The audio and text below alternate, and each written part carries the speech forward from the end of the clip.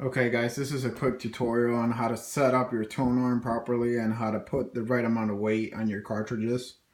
First thing you're going to want to do is, I usually close that little lid on the Shure 44/7 so it doesn't damage the needle when it's going up and down.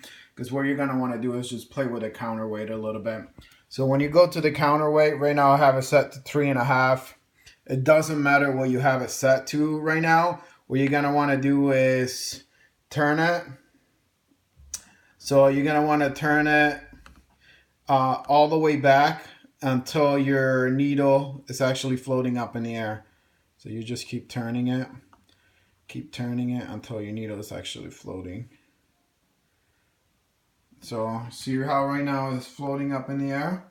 It's coming up and down, and it went back down, but you're gonna want to do it until it's actually just floating up in the air and it's not touching anything.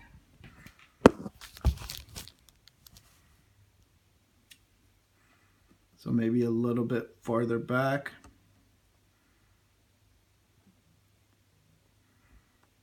There you go. You see how right now it's floating flat, not touching anything. And it's gonna go back, but that's okay. So once it's floating flat, that means that that is your zero gravity point. What zero gravity point means is very obvious. It's just there's no weight on the needle, so it's floating up in the air. So what you want to do is put it back, make sure you lock it into place, and then turn this little knob. So the top part, don't turn the big one, just turn the little one here. Make sure you turn that to 0. So 0 right there. Okay, so the line brings you up to 0. Okay, so once that's set to 0, you're good.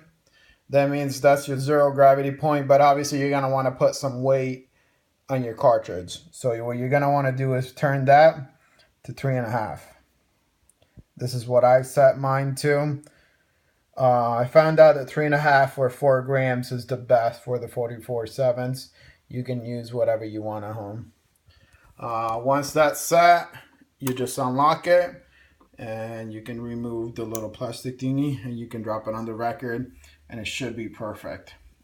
The other two things you want to look at for is, number one, make sure that your tone arm is flat when you drop it on the record.